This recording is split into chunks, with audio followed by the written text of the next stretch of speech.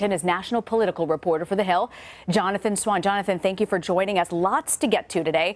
First, I want to ask you about Elaine Chao. She likely will be instrumental to the president-elect's plan for infrastructure. He's mentioned that as a big issue for him. But could her marriage to the Senate Majority Leader either help or possibly complicate those efforts?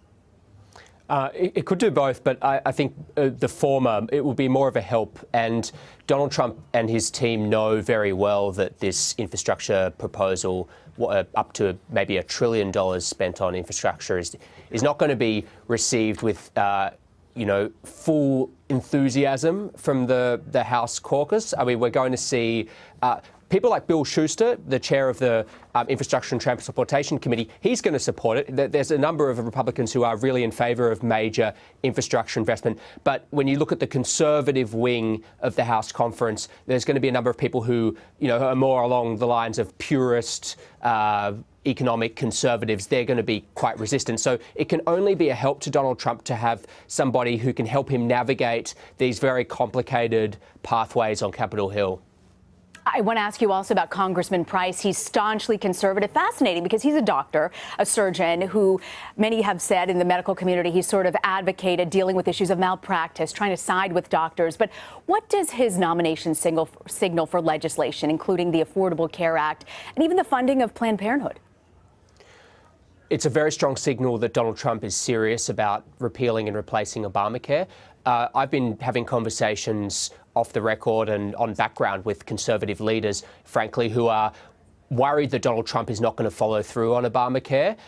They're much more bullish that he's going to have quite an aggressive energy and environmental agenda, but they're worried from some of the things that he's said about wanting to keep the parts that he likes of Obamacare, that he's not really going to follow through. But by picking Tom Price, he's picking somebody who is absolutely trusted by the movement, the conservative movement, who has a record of detail. He led the RSC, the very conservative group within Republican Congress. So he has a track record of understanding the details and being absolutely doggedly committed to repealing and replacing Obamacare. I want to turn... Sorry, Jonathan, you were saying? Well, I was going to say, as for your second point, Planned Parenthood, look, this is a huge boon for the pro-life community. Marjorie Dannenfelser last night came out in support of Tom Price. She's the president of SBA List, one of the biggest voices in the pro-life movement. He has impeccable credentials with the social conservatives. I want to turn now, though, to the Secretary of State. Trump tweeted that he was very impressed by the meeting with General Petraeus. But given his past controversies, what would his confirmation process look like? I mean, Trump was very aggressive about questioning Hillary Clinton dealing with classified information. How does Petraeus stand up to something like that?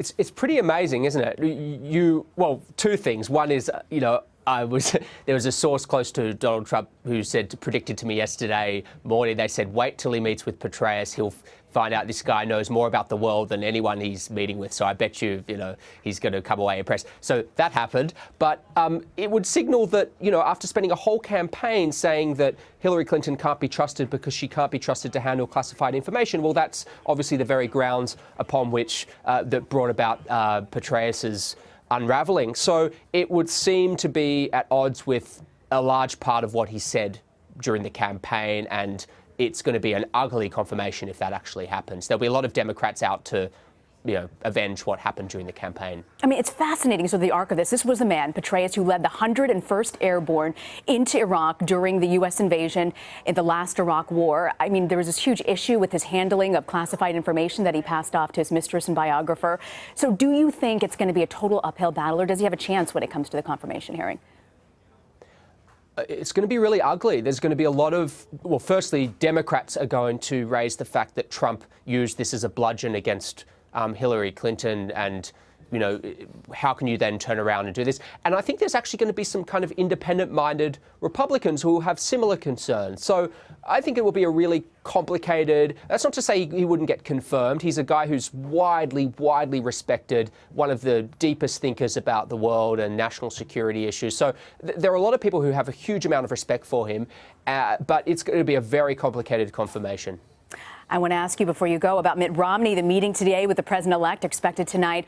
This comes amid backlash from Trump's inner circle over Romney being considered for state, most notably from his senior advisor, Kellyanne Conway. Jonathan, what is all of this about? Conway on the offensive about Romney, then Trump hosting him a private dinner. I mean, what's going on?